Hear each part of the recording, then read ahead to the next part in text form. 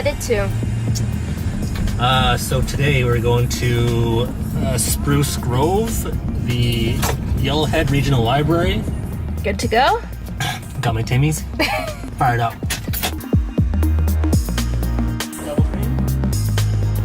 He's happy. My name is David Gould and I'm accounting site services at Yellowhead Regional Library. Our particular focus was on the cathedral ceiling in the center of the building. The lighting was very poor and we had planned on having that repaired for a number of years. Hey guys, it's Bill again with InnovaLED. We're in Spruce Grove today doing a tour of a job we did last summer at the Yellowhead Regional Library. We did everything, all the lights, full conversion, and I believe the energy savings total was $15,000 per year in energy. We're looking for the savings through LED, and it has certainly proven we're using a lot less power. We had to hire a bucket truck to come and take down the old shoebox poles that had, I believe it was a 200 watt Halogen light. metal halide bulb. Replace that with a snake style head LED pole head. It's got a built-in photo sensor, which pretty common now to have built in. And in particular, the back parking area, it lights up the parking great. Oh, it definitely improves the safety. No doubt about that. Just a couple more wall lights we installed back here. I believe there were 60 waters, wall packs, classic style glass, built-in photo cell. The building has a timer system, so it actually doesn't affect it at all when it has the photo cell built in. Oh, this is another light that we installed at previous buildings. It's canopy LED light with built-in photo sensor. We decided to install new switches and timer switches for all the washrooms, just to help them out, and I think it's just cleaner, I guess, too, for washrooms especially. Timer for the fans and a motion sensor for the light switches. So these are the 8-foot vapor tight LED fixtures. The cathedral lighting was a definite upgrade in bringing the lights lower, because they used to be right up on the ceiling, and so bringing them lower provided much better lighting for the people that were working in that area. They are roughly 75 watts, super nice, super efficient. Before, this area here basically had no light because we had to remove the fixtures that was originally here. The light now is directed downwards, and we changed because the switches before, they're just mixed up. They were. Yeah, the switches before. No rhyme or reason to how they were. Yeah. There was no order to the old lights. It was kind of just like random. You had to like basically guess if you didn't know. Yeah, which being here for 10 years. Yeah. So now they're in order. So it's 1, 2, 3, 4, 5, 6. Yep. And it actually works. Yes.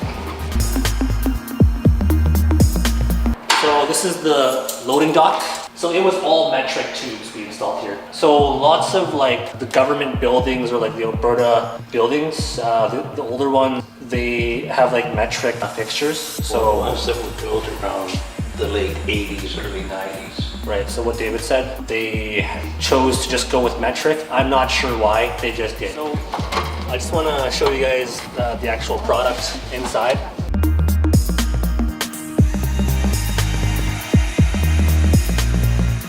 So we did over 300 fixtures in this area here. Standard metric 4-foot tubes. They replaced the 32 watt fluorescent tubes. Standard, super good brand. I like it a lot. So just basic installation. This is a type C installation, which means that these tubes work with the electronic ballast inside. If it was a type A, it means that it have an external driver that works specifically with the tube. I prefer to go with type C because if the tube burns out, that most other tubes should work with the ballast. If you go with type A, the external driver is made specifically for that tube only, so it'd be harder to find. There's a chance that you can't get that same tube in the future. So I think it's better option to go with type C. The older lenses, they're starting to get old, turn brittle and pale and turn yellow from the heat from the old ballasts and the lights, so we decided to change them to brand new custom cut lenses, milky color. I highly recommend that if you do this on a major scale, to order a sample and test if it actually fits, and test that it's actually the right one, because you don't want to go through ordering all of it and then have it not be the right one. So order a sample. These things are not cheap. Before, all of these lights here, they're now flush mount down lights. I don't remember the wattage. I think they're like 14 or 15 watts. Just to let you guys know, when you're doing this, to make sure that you really measure out the downlight that you're buying, because they usually say like 6 to 7 inch or like 9 to 10 inch or whatever. That's because the cutout hole, it's always going to be different for like every location. So we actually had to install a trim on the outside of the downlights to actually make it fit properly. So sometimes you gotta do that for downlights. New exit lights. Oh yes, the exit lights, they're really nice. The lights in here are rarely on, right? Because you guys have so much natural light coming in. Not in the wintertime. Right. Yeah, so they're on. They're on sometimes. Yeah, so we did some under-counter lights too. There's more in the front reception, which you'll see. This area here, obviously for any building, it's important to have a nicely lit reception area.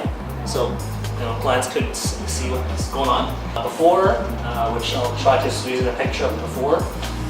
Super orange, super dim, couldn't see anything. Lots of the valance lights weren't working. It's a common issue. We did everything here.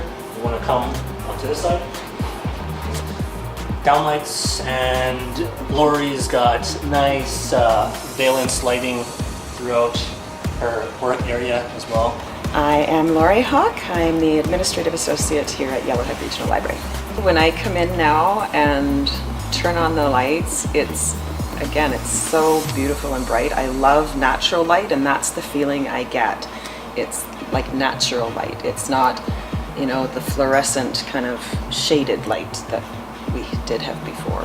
How are you liking your desk? I love how bright everything is. It's been fabulous. Do you notice a difference with the lighting? I do. In fact, I didn't used to turn on these spotlights because they provided no light whatsoever. And now it's a huge difference if I don't turn them on. And these ones too are so much brighter. It's like being outside in the sunshine. Well, not today. They don't get hot.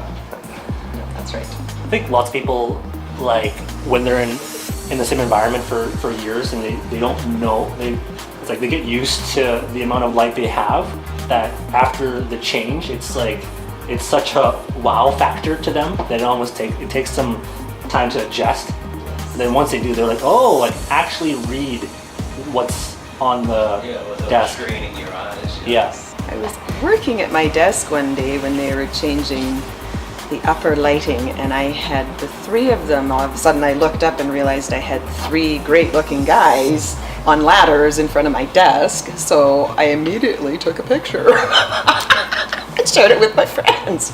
This is at my workstation today. The whole building is much better lighted now. We had very few, in fact, no complaints about the work, even when they were working amongst the staff. Of course, that might have had something to do with the fact that Bill and his staff were wearing Speedos, but... That's not true. Oh, right, Bill, that's not true. I'd highly recommend them because they are so accommodating. They did a great job. We haven't had any of the lights burn out yet, and it's been over, almost a year.